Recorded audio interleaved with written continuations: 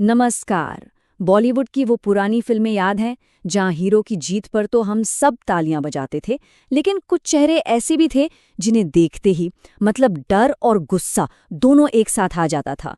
आज हम उन्हीं खलनायकों को याद करने वाले हैं जिन्होंने अपने अभिनय से उन किरदारों को हमेशा के लिए अमर कर दिया। सोचिए जरा, चाहे रामायण हो या महाभारत, अगर विलेन ना हो तो कहानी में वो मजा ही कहाँ। सच तो ये है कि यही वो जरूरी हिस्सा हैं जो हीरो को असल में हीरो बनाते हैं। ये वो एक्टर्स थे जिन्हें पर्दे पर देखकर दिल में बस एक ही ख्याल आता था कि भाई ये सामने ना आ जाएं। लेकिन जानते हैं, दर्शकों का यही डर, यही गुस्सा असल में उनके जबरदस्त अभिनय की सबसे बड़ी जीत थी। तो चलिए आज उन दमदार किरदारों की यादों को एक बार फिर से ताज़ा करते हैं। तो इस लिस्ट में हमारा सबसे पहला नाम है सदाशिव अमरापुरकर का, एक ऐसा कलाकार जिसने विलन के किरदार को एक बिल्कुल ही नया और यादगार अंदाज दिया। फिल्म सड़क का ये डायलॉग क्या आप भूल सकते हैं? सुनकर आज भी रोंगटे खड़े हो जाते हैं, है ना? महारानी के किरदार में सदाशिव जी की वो आवाज, वो तेवर, वाकई भुलाई नहीं भूलता। इसी एक्टिंग ने तो उस किरदार को हमेशा के लिए जिंदा कर दिया।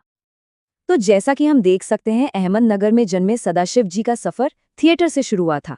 फिर 1983 में अर्ध सत्य से उन्होंने फिल्मों में कदम रखा और 1991 में सड़क के लिए बेस्ट विलन का अवार्ड जीतकर तो जैसे इतिहास ही रच दिया।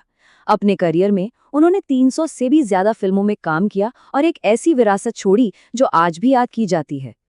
चलिए अब बात करते हैं एक ऐसे एक्टर की जिनका सिर्फ चेहरा ही पर्दे पर दहशत फैलाने के लिए काफी था। नाम है रामी रेड्डी।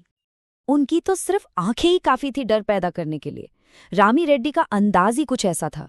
जब वो पर्दे पर ये डायलॉग बोलते थे ना, तो दर्शक सच में सिहर उठते थे। उनके किरदार स्क्रीन पर आते ही एक अजीब सी बेचैनी पैदा कर देते थे। याद है प्रतिबंध का अन्ना या वक्त हमारा है का कर्नल चिकारा और आंदोलन का बाबा नायक तो कोई कैसे भूल सकता है। रामी रेड्डी ने इन किरदारों में ऐसी जान फूंकी कि लोग असल जिंदगी में भी उन्हें इन्हीं नामों से पहचानने लगे थे। लेकिन यहाँ एक बहुत ही दिलचस्प बात है। फिल्मों में आने से पहले रामी रेड्डी एक जर्नलिस्ट थे और उन्होंने एक न्यूज़पेपर में नौकरी भी की थी। कौन सोच सकता था कि पर्दे पर इतना खौफ पैदा करने वाला ये चेहरा असल जिंदगी में कलम चलाता होगा। अब बात करते हैं दो ऐसे विलन्स की जिन्होंने पर्दे पर दहशत फैलाने के अपने अपने बिल्कुल अलग अंदाज दिखाए। एक तरफ थे टीनू वर्मा और दूसरी तरफ दीपक शिर्के। आमिर खान की फिल्म मेला का गुज्जर सिंह, भला इसे कोई कैसे भूल सकता है। टीनू वर्मा ने बस इस एक किरदार से ही अपनी खलनायकी का लोहा मनवा लिया था। और हाँ, उनकी एक्शन की ये समझ उनके किरदारों में भी साफ झलकती थी। टीनू वर्मा सिर्फ एक एक्टर ही नहीं बल्कि एक जबरदस्त एक्शन डायरेक्टर भी थे। गदर और राजा हिंदुस्तानी जैसी बड़ी फिल्मों का एक्शन इन्होंने ही डायरेक्ट किया था। और दूसरी तरफ थे दीपक शिर्के। फिल्म तिरंगा में उनका किरदार गेंडा स्वामी और उनका ये डायलॉग आज तक लोगों की जुबान पर है। क्या अंदाज था। और पता है, इस नाम के पीछे की कहानी भी बड़ी मजेदार है। फिल्म में उनके किरदार का नाम असल में गुंडा स्वामी था, लेकिन सेट पर लेजेंडरी एक्टर राजकुमार जी ने गलती से इसे गेंडा स्वामी बोल दिया और बस वहीं से ये नाम इतिहास बन गया। दोनों का स्टाइल एकदम जुदा था। जहां टीनू वर्मा अपने एक्शन और फिजिकल प्रेजेंस से डर पैदा करते थे, वहीं दीपक शिर्के अपने अनोखे डायलॉग्स और एक अलग ही नाटकीय अंदाज के लिए जाने जाते थे।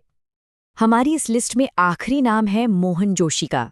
इन्होंने भ्रष्ट और पावरफुल किरदारों को पर्दे पर कुछ इस तरह से जीवंत किया कि वो आज भी याद किए जाते हैं। प्रकाश झा की फिल्म गंगा जल में साधु यादव का वो किरदार याद है? सत्ता के नशे में चूर एक करप्ट नेता की भूमिका को मोहन जोशी ने जिस कमाल से निभाया, वो आज भी एक मिसाल है। मोहन जोशी का टैलेंट सिर्फ हिंदी सिनेमा तक ही सीमित नहीं था।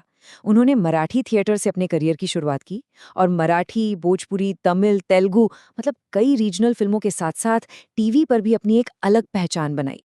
यही नहीं, एक्टिंग के अलावा वो कला जगत से भी बहुत गहराई से जुड़े रहे हैं। मोहन जोशी कई सालों तक अखिल भारतीय मराठी नाट्य परिषद के अध्यक्ष भी रहे। तो ये थे कुछ ऐसे कलाकार जिन्होंने अपनी खलनायकी से हिंदी सिनेमा पर एक ऐसी गहरी छाप छोड़ी है जिसे मिटाना नामुमकिन है। देखिए, समय के साथ सिनेमा बदला, हीरो और विलेन के बीच की वो जो लाइन थी वो थोड़ी धुंधली होने लगी, और शायद इसीलिए ऐसे दमदार विलेन भी कहीं खो से गए। लेकिन एक बात तो पक्की है, इन कलाकारों को देखकर जो गुस्सा और डर महसूस होता था ना, वही उनके शानदार अभिनय का सबसे बड़ा अवार्ड था। और जाते जाते एक सवाल छोड़ जाते हैं कि क्या आज के सिनेमा में, जहां हर किरदार थोड़ा अच्छा और थोड़ा बुरा है, ऐसे दमदार और यादगार खलनायकों के लिए कोई जगह बची है? इस पर सोचिएगा जरूर। अगली बार फिर मिलेंगे एक नए विश्लेषण के साथ। नमस्कार।